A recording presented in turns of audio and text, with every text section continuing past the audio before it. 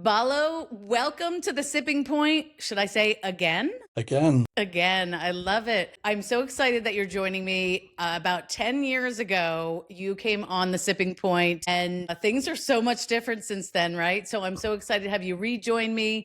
I told everybody a little bit about your background, but I know they would love to know, because you actually did grow up in a wine family, a little bit about your wine journey and how you got to come to the import and wine producer business that you have now. So what's your story? Wow, it's extraordinary because last time I was on was in June 7th, 2015. Since then, my kids have doubled in age. They're now 20 years old. My mother died 10 years ago. My father died 5 years ago. So a lot has changed and my company's completely changed. But you're right, I grew up in the wine business. We had a long talk about my background in June 7th, 2015. So hopefully some people will go back and listen to that one. For the sake of brevity, I'll recap a little bit. I grew up in England. My father was called Michael Broadbent, and he started the wine auctions for Christie's in 1966. He wrote for Decanter magazine for 433 consecutive columns, and he also wrote numerous books, whether partially or fully over 50 books, but about four of them are really important books, which are still in publication today. He died in 2020 on March 17th, so right the day of lockdown. But he was 92 years old when he died. But the previous year, 2019, on May 2nd, he turned 92. On May 1st of 2019, he published his last book. And on April 25th, so 1 week before his 92nd birthday, he got married for the second time. Wow. Okay. So he was not sitting still. He was not, well, and then sitting is the operative word, because he was, whether he was sitting still or what he was doing, in June of 2019, a month after his wedding, he fell off a chair and broke his back. But Wow. don't worry, they fixed the chair.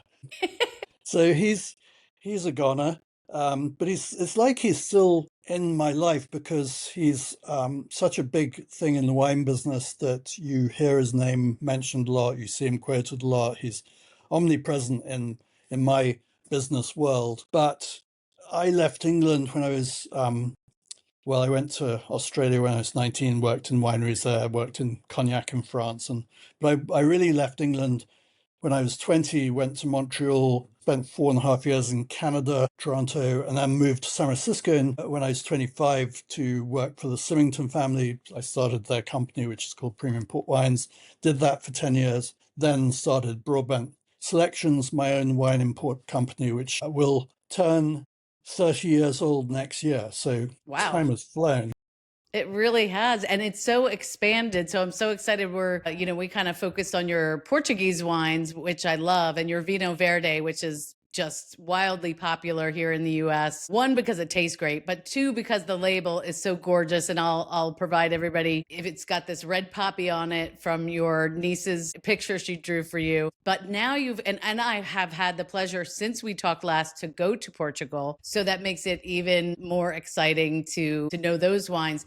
But you've expanded way beyond what you were covering 10 years ago in your import business. And then a little bit later, we're going to talk about the wines you make under your own name, Broadbent, of course. Yeah, so we now represent more than 40 wineries. And during COVID, we actually launched a lot of new categories. Before COVID, we didn't have any Italian wines. We didn't have any French wines. We now have 4 Italian producers. We have, 4 French producers, but one of the Burgundy producers has about 4 or 5 wineries. So we have a lot of Burgundies. And then, of course, English sparkling wine 10 years ago was not a thing. It didn't exist. Well, English wine existed, but it wasn't very good. But in the past 10 years now, they're making some of the greatest wines in the world. Some best, better than champagne even sometimes. Yeah. Quite a lot. And I'm glad you brought that up, because you sent me one that you carry in your line, the Gusborne Brut. And I actually knew about this from an interview I did with the tasting house in California, the Sums from there, and they had recommended to me already. And in a lot of the reading that I've been doing about the rise of the English sparkling wines is that it has something to do with our, whether it's global warming or climate change, whatever we want to call it, that has actually made it more hospitable. Is that part of the reason why the wines are improving and more widespread? Yeah, 100%. I mean, it's totally global warming or climate change that has done it. England just did not have the correct climate for it. But now with the climate change, England is much warmer, and it's the same soils which come from Reims in Champagne and Epernay. They come under the English Channel and pop up at the White Cliffs of Dover, very chalky soils. But then on top of those same soils, we have our own sort of more complex soils, gravels and other things. So we have the climate, and it's to such an extent that several champagne houses, Pommery, Taittinger, I think another one, have already started making wine in England, and the quality is, I mean, Usborne is making one wine, 51 degrees. It's called. It's a $350 wine to go against the really important champagnes. But in general, the Brut which you have, the Blanc de Blanc, which I is my favorite. Actually, I didn't have a bottle to send you when I sent you this. I sent you the Brut. But the Blanc de Blanc I love.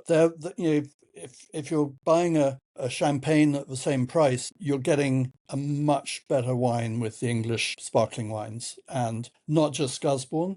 Gusbourne is the best, but there are a bunch of them which are now making really, really good English sparkling wine. And the area where they're located is in the southern part of England, Yes, correct? yes, so mostly in Kent and Sussex and Hampshire. Those are the Mm-hmm. three main ones, but also other places like Dorset. Stephen Spurrier made one in Dorset, and a bunch of some other places. But those three counties are the top ones. Gusbourne, I think it's in Kent, just on the Sussex border, very close to the ocean, so it's got ocean influences. It's really, I think you're tasting it now, you can tell us how Yeah, good it is. citrus, green apple. I mean, it has a wonderful, maybe even some stone fruit there, but the nose is great. When you take the sip, this is traditional or champenois method, however you want to say it. So it's made in the same method as champagne.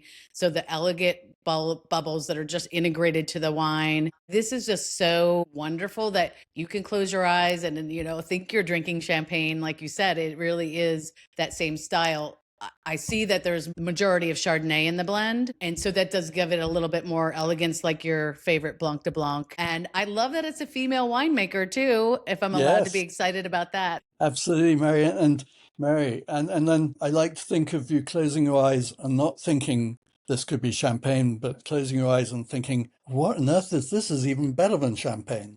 Okay. All right. I'll do that. I'll do that. That's wonderful. And they do have several different styles that you already talked about. I love that. In general, what would this in the US, what would this price out at? The one you're drinking is probably around $50, the $55. The Blonde Blanc is around 65. And then the obviously the really big ones are $350 or 51 degrees. And then we've got rosé as well, and we've got some other ones.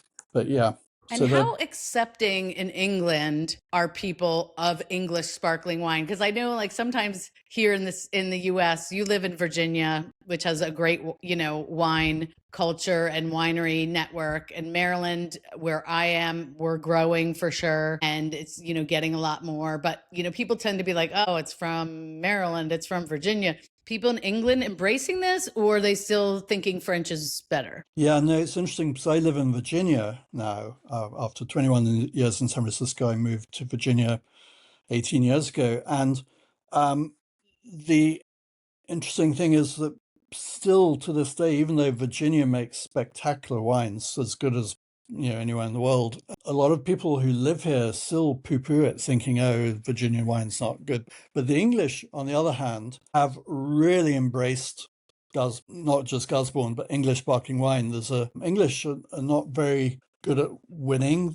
They're usually losing all football matches and everything. They tend to lose, and so they're really really good at losing. But we're not really good at winning and praising, but the English sparkling wines are really winning and winning the hearts of the English. The English really do embrace it. There's major sponsorships as well. Like this summer, I went to the Cowdrey Polo Gold Cup, which was sponsored by Gusbourne. So I luckily went into their tent and drank lots of lovely Yay. bubbles. But it's really become a very, very high-end image. It's high-end image wine in England, and it's certainly giving champagne a bit of concern. Love it. Well, good. I mean, they need a run for their money, right? So Plus, since the it's French, been, yeah, since it's been 10 years since we spoken, at least here on the Sipping Point, I wonder what you might say obviously you've had so much experience in the business, but just over the last 10 years, not necessarily just your business, what do you see as the biggest change in the world of wine versus, 2015 to 2025? What are we looking at now that we did not see 10 years ago? Well, one of the things, probably the most important change right now, and really this has been the past 3 years, I'd say, is non-alcoholic wines. We are finally bringing one in. It's called Layla. It's made by Markus Huber in Austria, but it's I've been looking for a non-alcoholic wine that's drinkable, and a lot of them are not very good. That's a problem, but they're getting better. And this one we found is delicious. But my sister rang me from England and said, "Look, you really need to be doing non-alcoholic wine."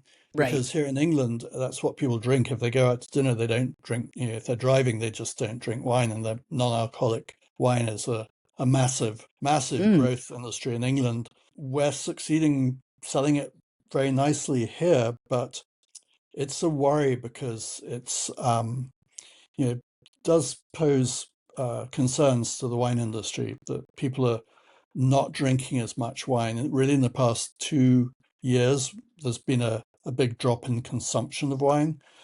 Neo-prohibitionists have been working on it for a long time and unfortunately having their impact. I was shocked when my kids were in school. They had this woman come in and give a lecture on alcohol, and she said absolutely zero alcohol. There's no alcohol that can be good for you. And I asked her and listened to her, which she did the same talk for parents so that parents would know. And she basically has never drunk anything. She grew up with an alcoholic parent who drank bottles of whiskey a day. And she had no idea when I stood up at the end and said, "You're wrong that wine is unhealthy. Moderate amounts of alcohol can be very good for you, especially wine is extremely good for you." And she had no idea. But these private schools are hiring this woman to go around the country lecturing about alcohol when there's no balance. It's not surprising that kids get scared of alcohol. But I mean, that said, my daughter's drinking as much as any college student I've ever known. Absolutely. Same. I have a 22-year-old, so Oh, you do, yeah. absolutely. Yes. All right. So yeah, I agree. And I actually interviewed recently a gentleman who started a company with drinks that are infused with THC, which is the ingredient in marijuana. So there are other drinks like that as well that people, so I guess there's just either more competition from alternative drinks for sure, and maybe different ways of thinking that 10 years ago weren't necessarily mainstream that have somehow become mainstream. Yeah, marijuana itself, when Colorado changed the laws to allow recreational use of marijuana, we saw a drop in consumption of wine in that state. We saw an increase in high-end wines. So the more expensive wines actually increased, but the volumes decreased in general. So we know that marijuana has had an impact. But then there are all sorts of other things going on which are decreasing alcohol consumption. Like 10 years ago, if you went into a bar in New York, you would have a glass of wine for $8 or $9, and a fancy cocktail bar, they were selling cocktails for $18. Today, if you go to New York, you can't get a decent glass of wine for less than $18, and it's cheaper to drink cocktails. So if you go to New York today to some restaurants, you'll see more cocktails on tables than wines. And I think this is a terrible, some of the excuses I'm hearing is that restaurants are opening up since COVID. They had trouble getting people to work for them, so they were opening fewer days. So instead of being 5 or 6 days a week, they're open 4 or 5 days a week, and they're trying to make up the lost revenues by selling by overcharging for the wines. And I mean, I think that's just a real Yeah, that's not good. problem. Well, one of the things that's changed when we talked last, your import business, like you said, was focused more on Portugal and South Africa. Now you've added in France and Italy, and we've talked about some of the at England with the sparkling wine, which is delicious, by the way. People go out there and find it. Forget you ever heard the word champagne and embrace it. But you were also, at the time, we were tasting your Broadbent Vino Verde, which I love. But you are now making some wines under the Broadbent name out of California, specifically the North Coast. So I know one of the ones you sent me is the Chardonnay. And I thought maybe you could kind of tell me about this. You know, these two are from the same region. We have a Cabernet as well. We'll talk about. This is new, I believe, since we talked last. So tell me how this all came about. Well, it came about before the tariff situation has been playing out, but we are increasing our presence with California wines because of the tariff situation. We predict a decline in wines, at least temporarily, for wines which have a very high tariffs. We represent 14 wineries from South Africa, and they've got 30% tariffs now, so that's really, really scary. But I was listening to one of your interviews last week when I was driving. I listened to the one with Robert Parker, and he mentioned in there that he was looking for good value wines from Napa or good value wines under $25.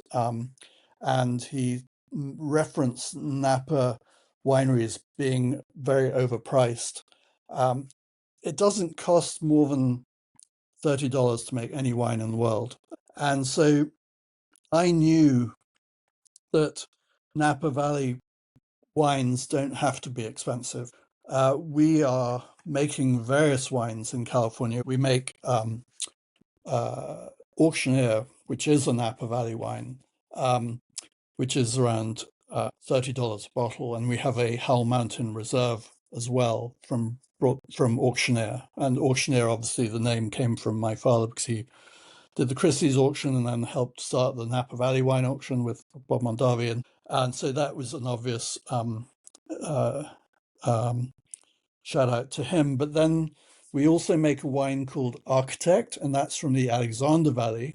And that's more like a $25 bottle. And we make that because my father, we call it Architect because of my father. Again, before going into the wine business, he trained as an architect. And in fact, the label on the drawing on the label was something he did in 1947 when he was an architectural student at school, and it's a hand-drawn label. It's amazing, beautiful Nice. label. And then we also make, under our own Broadbent name, some wines from the North Coast. And those came about, I have very deep ties with California. I lived there for 21 years in San Francisco. I have a lot of contacts. So we have the contacts in the vineyards to supply us with fantastic wines. So the Broadbent North Coast Cabernet Sauvignon, for instance, we launched, and it's about $12 a bottle. And Wow. I took it to Emerald Lacassi's Carnavalet du Vin annual. He has an annual wine auction to raise money for charity, and very high-end buyers go to this event. And I was pouring them my $12 cab blind and asking them to guess how much this wine would retail for. And the lowest price was $35. The highest price was $150. And they couldn't believe, in fact, I think they were a bit insulted that I was pouring a cheap wine for them. But a cheap and cheerful, delicious wine that completely over delivers, and it's doing incredibly well. And we've actually launched a Chardonnay under the North Coast label as well. We're about to do Pinot Noir, and Amazing. yeah, and And we're going to. I really applaud you because there's so many people that are really looking for good things in that price point. maybe economic issues, or I think about our daughters, just starting out into wine and maybe not having the budget to have the $30 bottles of wine, but you want them still to be able to enjoy a nice glass of wine with dinner or at school or Yeah. what have you. Yeah. One of these bidders at the Emerald Lacassie Carnaval du Vin auction said to me, "Why don't you put it in a heavy bottle and you can sell it for a lot more and make a lot more money?" And I said to him, "That's not the point. I want to make a really outstanding wine that's accessible to everyone. Hmm. And I don't want to make a few hundred cases of very expensive wine. I want to make thousands of cases of inexpensive but equally good wine. And it can be done. Yes. It's not, I'm a career wine person. I'm not someone who's made a lot of money elsewhere, just putting it into a trophy winery to sell expensive wines to impress their friends. I'm actually someone who wants to make wine accessible to everyone, and it can be equally good wine at a $12 as it can be at $40, $50. Yeah, the nose on this Chardonnay is beautiful.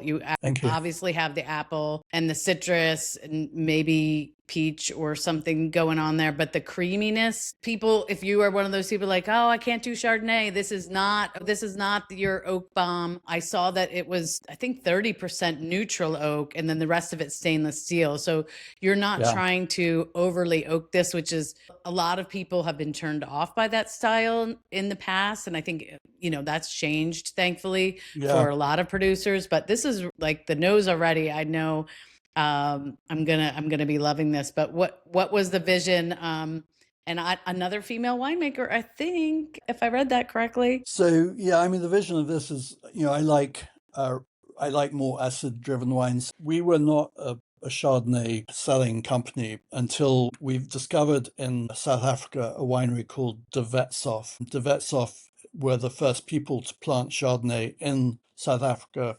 Their cuttings came from Drouhin's Clos des Mouches. It's planted on limestone, just like Burgundy. They make a very similar wine to white Burgundy, and we discovered this and brought it in, and it's a style of wine which I love. Anyone who says I'm an ABC person, anything but Chardonnay, or they say they don't like Chardonnay, I give them this to prove them wrong. They do like Chardonnay, they just don't like the way it's made in by a lot of wineries. Hmm. But so the inspiration for this Chardonnay that we're making in the North Coast is really the South African Chardonnays, or the good Burgundies. They're not the sort of oaky, woody, sort of overly woody types. Yeah, it's beautiful. And are both of these in that $12 range? Yeah, yeah, Yeah. absolutely. And I Yeah, noticed that both of these also are 90 plus, or not, 90 or 90 plus rated wines as well. So I love that you're proving yeah. proving it wrong, that you can do an affordable priced wine that is top quality, that people, can enjoy. And it sounds like this is a segment of the market that's really working right now. It is. I mean, we launched this. I did a tasting. It was a private club in Richmond, Virginia. Each year they have this massive tasting. I was pouring it blind again there and asking people to guess what it would cost. Most of them guessed that are in the $35 to $45 region. But that club that evening, it was the biggest selling wine of the night, and that club, that just one account this year, has sold 150 cases of it, and that's just a huge amount of wine. It's been very successful. That's great. You have to be so happy. I mean, obviously, you're helping other brands come into the US and be successful, but it's got to be really rewarding to have your own brand and Yeah, be able to achieve that success as well. it's not only our own brand. It's not the only one. So obviously you mentioned the Broadbent Vino Verde, but Hmm. we have a lot of other brand wines under our name. So we make table wines in Madeira called Broadbent. We have Broadbent Port. We have Broadbent Madeira. We have Dow White, and we have Douro Reds, and we're going to do a Dow White soon, a Dura White, Nice. I mean. And then we also have a couple of brands which you don't know or might not know belong to us. For instance, Curator in South Africa, that's our brand. And we produce that and we sell that in England as well as Quebec and Norway and America. And then Gusborne, I'm a shareholder in that. So I can't say it's my own wine, but I am a shareholder in that one. Well, smart investment there. Smart And we also investment. make a Broadbent Gruner Veltliner in Austria, made by Markus Huber. So we have a lot of wines under our own labels or brands which we own. Hmm.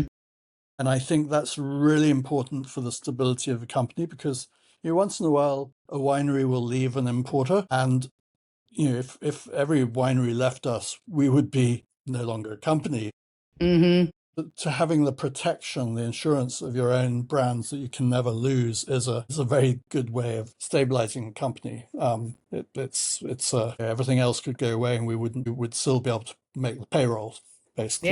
that is so smart. And from the beginning when I got into the wine business and, learned about the system and how it works, I've always been intrigued by importers because it seems like such just a fascinating side of the business. And I always tell people, turning that bottle around and if what you find something you love, turn the bottle around and see who the importer is because there's so many great importers like yourself and specialize in different areas that if I know I turn one around, it says Broadbent and I love it. I turn another one around and I see that it's kind of like, okay, that you're my personal shopper in a way.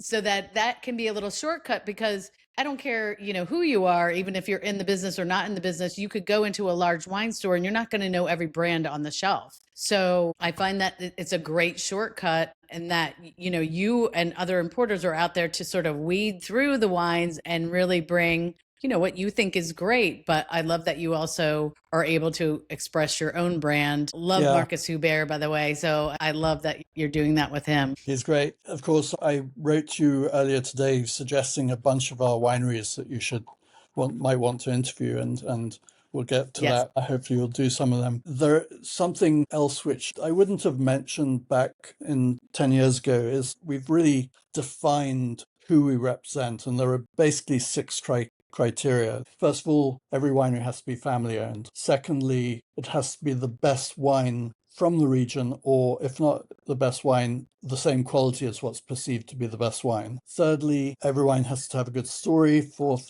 every wine has to be good value for money. Fifth, they have to be as naturally made as possible, given the constraints of geography, etc. And six, which is very important to me, all the wineries that we represent, the owners must be honest, ethical, fun, and nice. Ah, I like that you had fun in there too with Yes, ethical. yes. Well, literally, we dropped one wine. I won't mention it, but we dropped a wine recently because they were not nice people. They called one of my female employees a very nasty, nasty name, and I said, right, that's it. You're out. Yep. We don't represent people like you.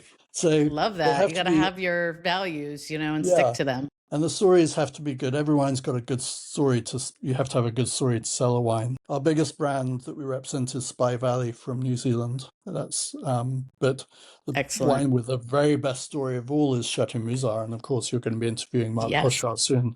I'm so excited about that. Yeah. Straight from Beirut, I believe is what he said. Sunny Beirut. Yeah. Yeah. Well, great. Well, speaking of stories, tell me the story of this North Coast Cabernet. This was the third wine that you sent me to try. I know we heard a little bit about the, sort of the area and the two price point wise, but California Cabernet, this is quintessential what people think of when they're thinking of red wines a lot of times. What were you trying to do stylistically with yours? Stylistically, well, with all of the California wines, the Napa, the Sonoma, and the North Coast wines, what we wanted to do is produce wines which we would want to drink. The wines which I don't want to drink are wines that are too alcoholic, wines that are too extracted, wines that are over ripe, wines that are over oaky, wines that are sweet. What we wanted and is basically wines that I grew up with, and my father was a huge fan of Napa wines in the 70s and 60s and 80s, even the 80s, when they were very elegant and So we have more acidic driven wines, more elegance, more, but still incredibly good fruit, but not overly concentrated. Just balance. Hmm. Balance is what we're looking for. Not too alcoholic, obviously, and just delicious, yummy wine. And the North Coast in particular, there's a very large wine landowner who makes ultra premium wines for a lot of winery, or grows ultra premium grapes for a lot of wineries. We have access to to their vineyards. Oh, wow. We don't actually name this wine grower for the simple reason that the people who are selling $80 wines from the same vineyard would get very upset if we were saying, you could get a $12 wine from that vineyard and it's the same Right. quality. We're lucky that we have the pedigree of grapes thanks to the contacts that have been growing over 30 years. That's amazing. Lots of black currant, dark fruit here, some cedar, just really lovely nose. And I love what, the way you're describing it. And that's what I experience is the balance. It's not like, oh my gosh, fruit bomb, or wow, I just got hit in the head with tannin. It's got tannin there. It's got all the elements. So I really enjoy this. I see they're both around 14.5% alcohol. Yeah, which is Tell a me, high end for me, but yeah, I was gonna say, because last time we talked a little bit about this, and I found it fascinating what you shared. If you have a 12.5% wine versus if you have a bottle of a 14.5% wine, there really is a huge difference, even though you're like, oh, it's only 2%. But how does that come into play with, glasses and bottles, and what's the difference? I think last time you said a 12.5 versus a yeah. 15% is like three more cocktails or something. Well, yeah, I mean, and if you have an entire bottle of wine that's 12% alcohol and an entire bottle of wine that's 15% alcohol, the difference is 3.5 vodka tonics in that bottle. Or 12% alcohol, 2 4-ounce glasses of wine, you're still under drink drive limit. It's 14.5% alcohol if you haven't been eating food and various other things. Factors, you would be over the drink drive limit with 2 4-ounce glasses. But you have to work with what you've got. For instance, our Napa Valley auctioneer, we've had a few vintages now. Some have been as low as 13.5% and as high as 14.5. You have to depend on nature a little bit. But whatever the alcohol content, it has to be an approachable wine for me. It has to be a wine I want to drink. For instance, we were looking at Pinot Noirs for the North Coast literally a few weeks ago, and one of my team members said, This is amazing to have a Pinot Noir at this price. It's fantastic. We should do it." And I said, "No, we're not going to. It's not something that I want my name on." So we went back to the drawing board and did a lot more research and tasting and sampling, and we found a Pinot Noir, which is actually, we found two which were delicious, and I'm really having a tough time deciding. One's Monterey, one's North Coast, and I just don't know which one we're going to buy. Yeah. Oh, wow. Well, that's a good problem to have, I It is a better guess, right? problem, yeah, yeah. But Well, we have a fabulous one from Napa and a fabulous one from Sonoma too, so. I can't wait to try that. I love Pinot Noir. Have you made anything out of Oregon yet? Not yet, and I don't have such deep contacts there. I mean, I know a lot of winemakers up there, obviously, but also I think because they're probably bottling all of their own juice for their own labels, whereas a lot of wineries in Napa, and they have a lot of wine that's available, which is not going into their own label, and the growers sell their grapes and their wine to other people. Mm. If you look at the labels of Napa Valley wines, I would say probably 75% of them don't actually own wineries or vineyards there. There are some big grape growers who supply grapes to a lot of wineries. So Hmm. how do you make a small fortune in the wine business? Start with a large fortune. Start with a large fortune. Yeah, if you're going to Yep. build a winery and you're going to buy vineyards, you're not going to have any money left. So Yes. the solution is to establish relationships with grape growers and buy their wines. So you Their brought grapes. up the idea, like, 2 glasses of this or 2 glasses of this without food. And it brings me to a wine myth that keeps coming around that I hope you can help me dispel. In that, people will say to me, and I do some tours. I'm going to do a tour to Bordeaux and to Tuscany next year, as you know. And people will say, oh, I went to France or I went to Italy and I drank all kinds of wine and I felt fabulous the whole week. I never had a headache, never had a hangover. But when I drink the same wines, from US producers or in the US, I feel terrible. And so they must just be putting so much sulfites in the wine that it's just making me sick. And I keep trying to explain to people that, great producers are not using tons of sulfites, whether it be here, there, or anywhere. They're using the bare minimums to preserve the wine. But I feel like it's because in Europe, I drink more water. And I'm never drinking 2 glasses of wine without food because food seems to be part of the equation. Here in the US, I feel like, let's go have a couple glasses of wine and then we'll eat, which doesn't always set you up for success. So since you've lived all over the world and have been in the business for so long, what is your stance on that? Well, first of all, it's definitely not sulfites. There are more sulfites on the leaf of lettuce or the outside of an apple than any bottle of wine in the world. Sulfites do not give headaches. There is less than 0.00 something 1% of the population that is allergic to sulfites, but they can't have any canned foods. They can't have it. It's a real problem, but it doesn't cause headaches. If you can eat canned foods, if you can eat vegetables and fruits in America, you can have sulfites because they're also. The other thing is that I think what does cause the headaches are additives, and I'm not sure which ones. There are over 500 additives which are allowed to be put into wines in America. Much fewer in Europe. In fact, Europeans that don't really use many additives. It's very strict. Really, the bigger the winery, the more chances of additives because they are owned by shareholders. They have to have a consistent revenue and profit, and they have to make wines that are pretty consistent. They don't like vintage variations because that can cause fluctuations in income.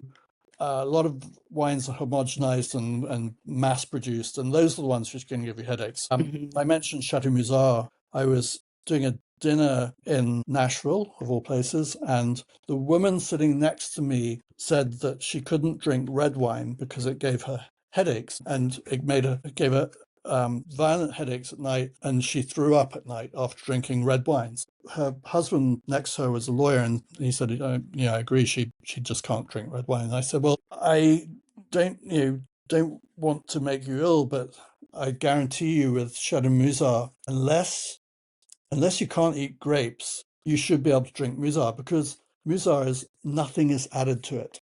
It's the most natural wine in the world. In fact, the natural wine movement was started when a guy called Luca from Italy went to visit Chateau Musard and said, wow, if you can make wine this way, we could do it in Italy. And they started the natural wine movement based on copying what Chateau Musard did, making wines completely naturally. And so this woman at the dinner said, okay, I'll taste it. She drank a whole glass and she liked it so much she had a second glass. And the husband rang the next day and said, I've got some good news and I've got some bad news.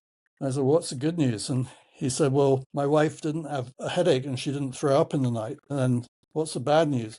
The bad news is she likes that expensive wine. That's kind of good news. When we make a wine non-alcoholic, it has to have nutritional information on it, strangely. But if it's regular wine, it does not. But some wineries are actually moving to doing that, even though it's not required. I almost wish that we had that required because then we would know who's putting those 500 additives in the wine and who's not. And it's not the family wineries that you represent and support. And I would love to see ingredient labeling. When it comes to Chateau Musard, say fermented grape juice. That's pretty much it. Yeah, there you go. That's all you need to know.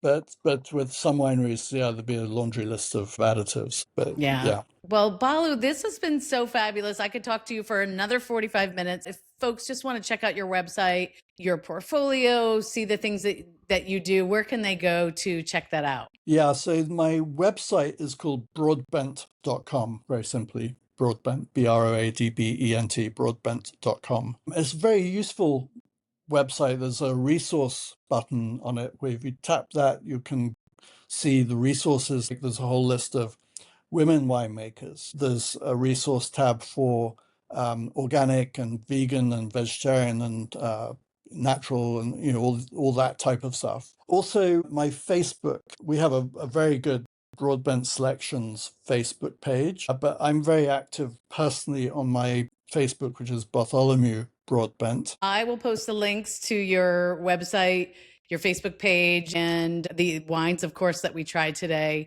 so people can check that out. And I thank you so much for coming on the Sipping Point. Well, thank you, and we'll calendar this for in 10 years' time. We'll do it again. Well, let's not let it go that long. That's No, not we'll maybe see each five, other maybe before five. then. We'll see each other All before right. then, for Well, sure. cheers. Thank you so much. I really appreciate it.